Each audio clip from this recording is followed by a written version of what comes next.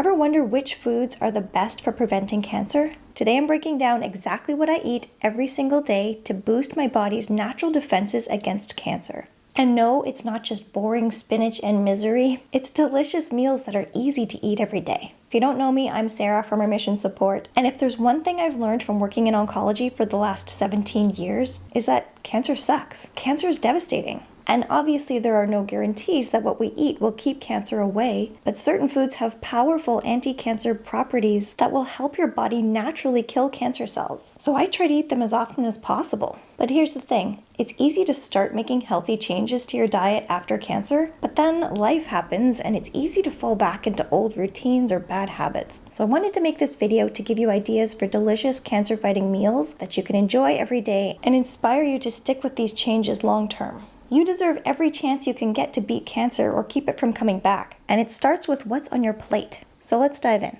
Before coffee, I always start my day with infused water. It sounds and looks fancy, but it's actually really simple. Especially if plain water isn't your thing in the morning. Just add your favorite fruit for some flavor. And why not start your day off with some antioxidants from lemon or lime? Or you can get even fancier and do cucumber lime or strawberry mint. But then it's time for coffee.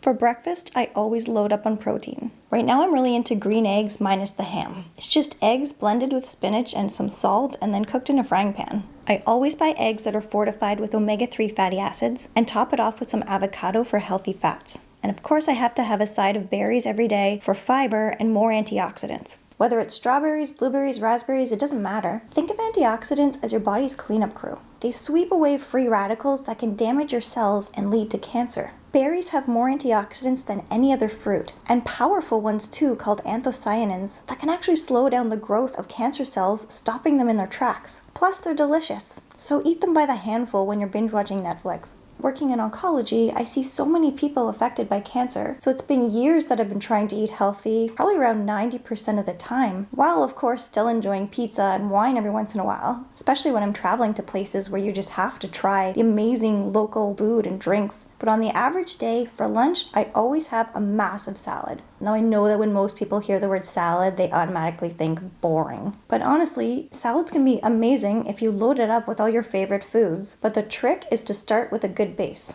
A salad is the best way to get in your dark green veggies like spinach or kale. The dark leafy greens are much better for you than, say, iceberg lettuce. There's barely any nutritional value in that. But dark greens are packed with antioxidants, fiber, potassium, and vitamins A and C. The best thing about a salad is that you can just add in your favorite foods. For example, if you love Mexican food, add in some Cajun chicken for protein, some salsa for cancer-fighting lycopene, avocados for healthy fats, and some cheese for calcium. My favorite is a Greek salad that has over 8 cancer-fighting foods in it, like spinach, tomatoes, cucumbers, red peppers, olives, feta, oregano, and a simple dressing of lemon juice and olive oil, especially extra virgin olive oil, because again, it's high in antioxidants, but also has anti-inflammatory properties, 2 things that will help to prevent cancer. You've likely heard that the Mediterranean diet is great for preventing cancer or other illnesses, especially breast cancer. And one of the reasons for this is because it's rich in olive oil. So I try to drizzle it on everything.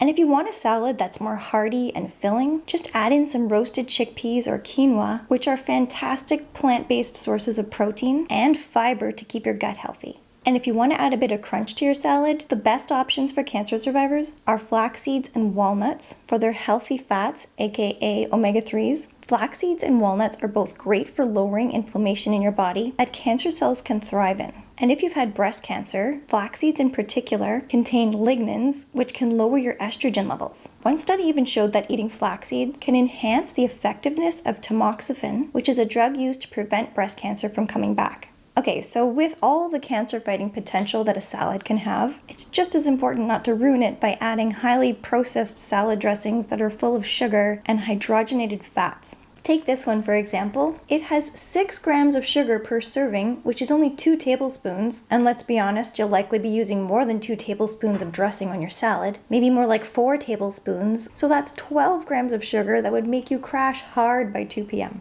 So if you don't have the time or energy to make your own salad dressing, look for one that has little to no sugar and has the fewest number of ingredients as possible, like simply just olive oil, lemon juice, herbs, and garlic, for example. Okay, moving on to dinner. I don't like eating many carbs in the evening because they're harder to digest when you're less active and they'll spike your blood sugar levels. So for dinner, protein is always the main priority along with some low-carb vegetables. I typically grill up some salmon or cod and pair it with some roasted veggies. I know some people hate broccoli, my husband included, but I try to make it as often as possible because broccoli contains something called sulforaphane that is known to prevent cancer cells from developing. I like to roast broccoli with some garlic and olive oil, or you can even make a nice cheese sauce for it. Studies have found that people that eat more sulforaphane have a much lower risk of getting lung, colorectal, and breast cancer. Otherwise, actually my favorite dinner to make at the moment is a vegetarian fried rice, but instead of using rice, I use riced cauliflower. I mean, you can use real rice, but if you do, try to use brown or wild rice rather than white rice because it has no nutritional value.